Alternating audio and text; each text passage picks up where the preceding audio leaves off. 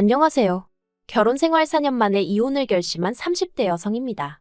어디다 얘기할 곳이 마땅치 않아서 이렇게 글을 쓰게 되었습니다. 망신스러운 이야기라서 주변엔 차마 못하겠고 그렇다고 친정 부모님께 하자니 걱정하실 게 뻔해서 못하겠더라고요.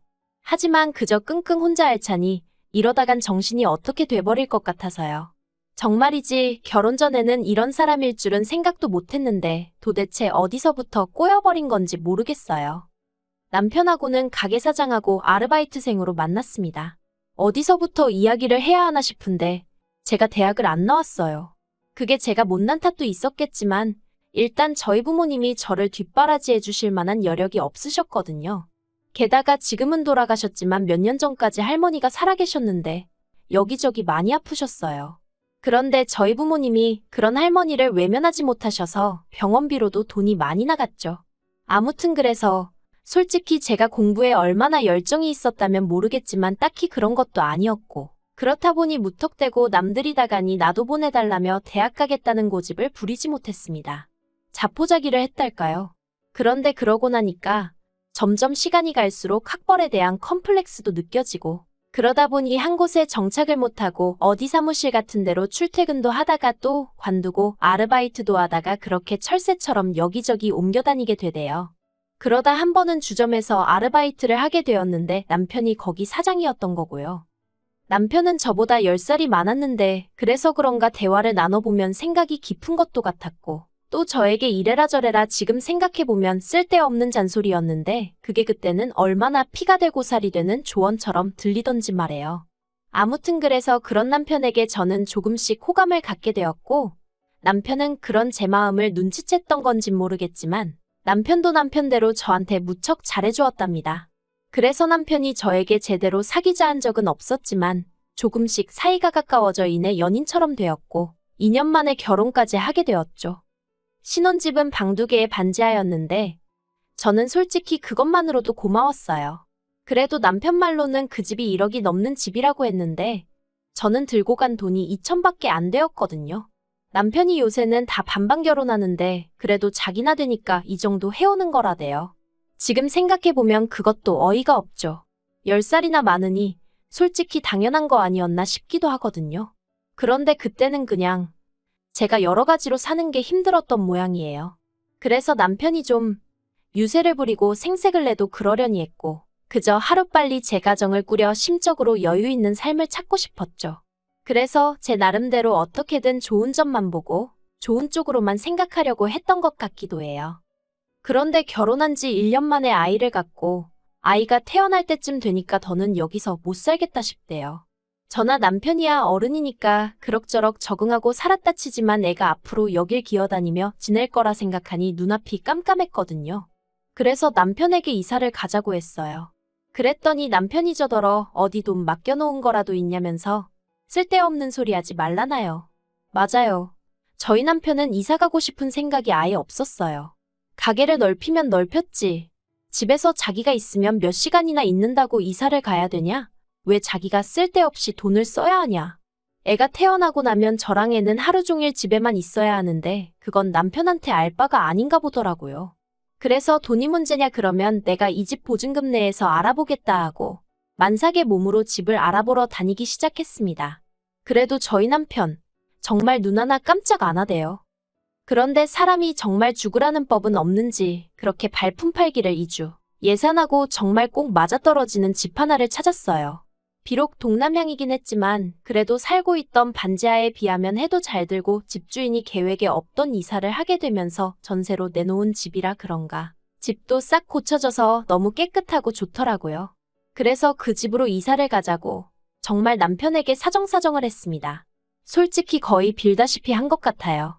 당신은 아무것도 신경 쓰지 않아도 된다. 처음부터 끝까지 내가 다 하겠다 그렇게요. 그런데 계약 당일 부동산에서 남편이 어찌나 저를 망신을 줬는지 몰라요.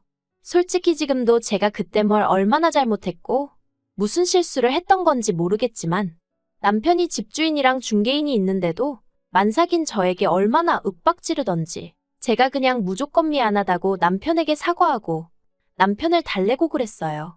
그런데 그 꼴이 얼마나 보기 그랬으면 오죽하면 집주인이 남편더러 아내가 무슨 죄라도 지었냐고 너무한 거 아니냐고 대놓고 한 소리 할 정도였다니까요. 그래도 오로지 태어날 아이를 좀 더 좋은 환경에서 키워보겠다는 욕심 하나로 제 자존심을 접었습니다. 하지만 이게 다가 아니었습니다.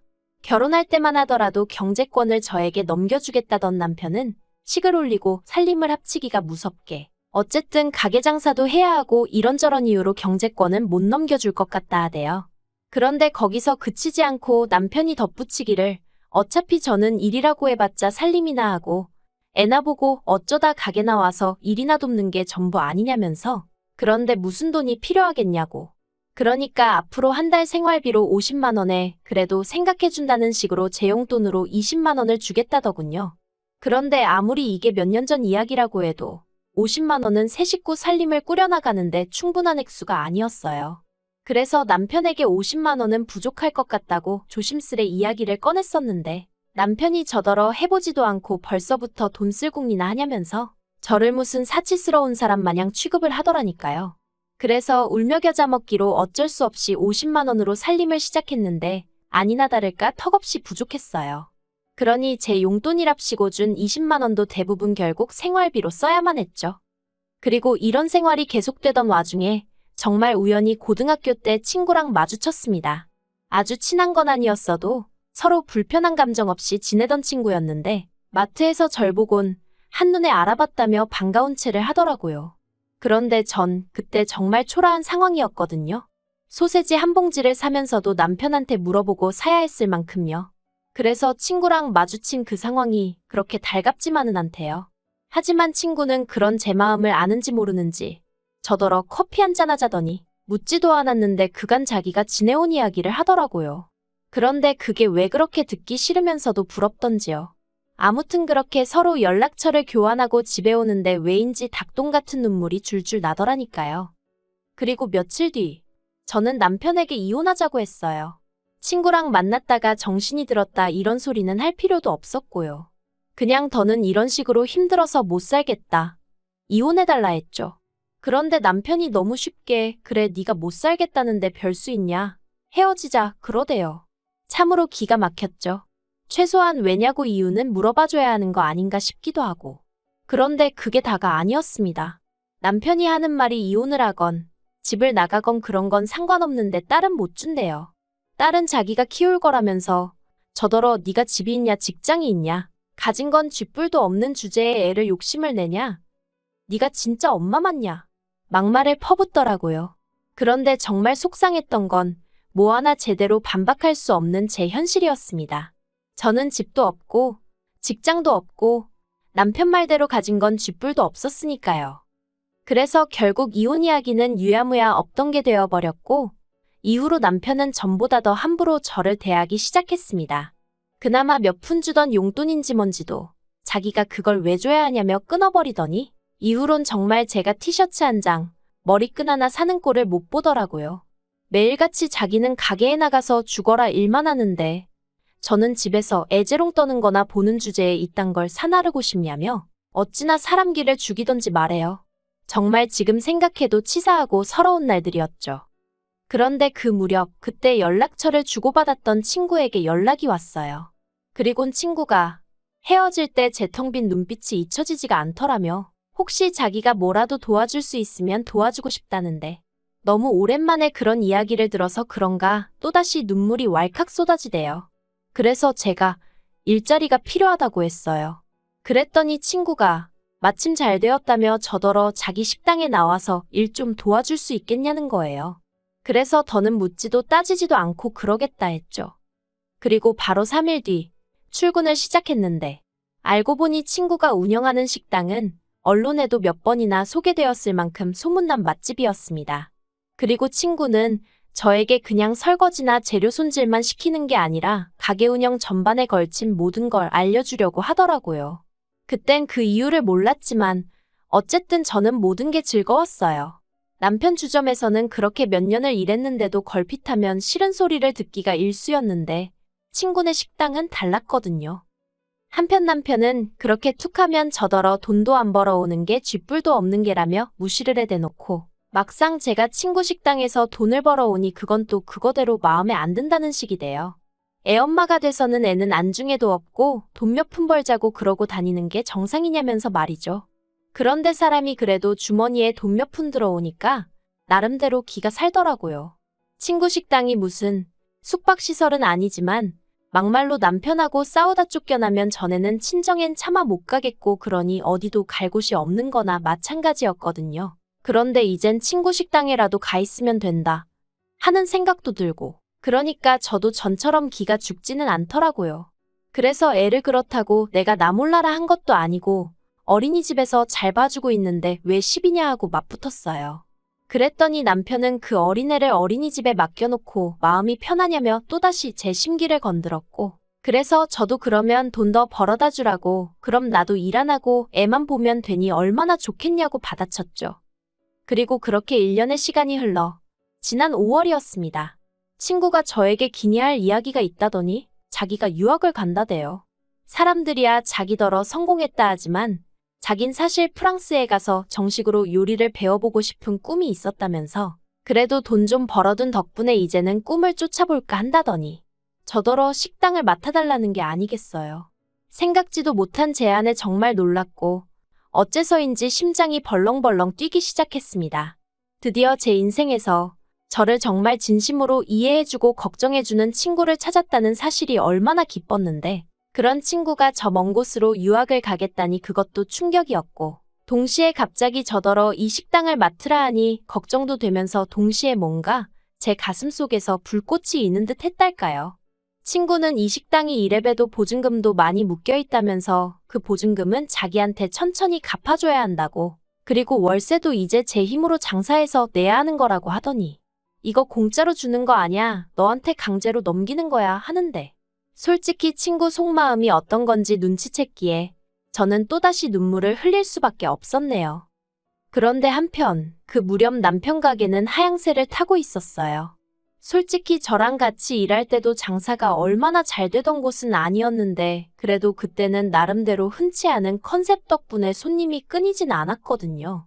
하지만 다른 곳들은 계속해서 변화를 추구하는 반면 남편은 그런 데는 관심이 없고 오로지 눈 가리고 아웅식으로 손님들한테 1, 2천 원이라도 더 받아대는데 혈안이 되어 있었으니 솔직히 안 망하고 버티고 있는 게 용하다 싶었는데 아니나 다를까 올해 들어서 하락세가 점점 더 심해지더니 권리금은 고사하고 폐업하는데도 돈이 드는데 그 돈이나 건지고 정리하겠나 싶을 정도로 고꾸라지대요.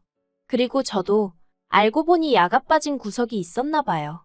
남편은 망해가는데 저는 사정이 나아진다 싶으니까 이번엔 결단코 이혼을 해야겠다는 생각이 들더라고요. 그래서 남편에게 다시 한번 이혼 이야기를 꺼냈습니다. 이번에도 남편 반응은 이전과 별반 다르지 않았어요.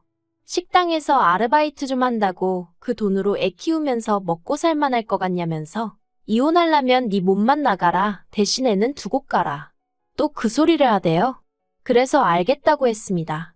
애는 당신이 잘 키워주라고 잘 부탁한다고 그리곤 보란듯이 남편 앞에서 주섬주섬 제 짐을 챙겼죠. 다만 몸만 나갈 생각은 없고 재산은 어쨌든 나도 일조한 부분이 있으니 법대로 따져보겠다 했어요. 막말로 외벌이라곤 해도 저도 집안이라고 애 키운 공이 있는데 누구 좋으라고 몸만 나가겠냐고요. 그런데 남편 입장에선 제가 갑자기 세게 나가니까 좀 놀랬던 모양인지 갑자기 무슨 이혼이냐면서 이혼이 애들 장난이냐 어쩌냐 헛소리를 하더니 절 붙잡더라고요. 참 아이러니하죠. 잡아주길 바랄 땐 쳐다도 안 보더니.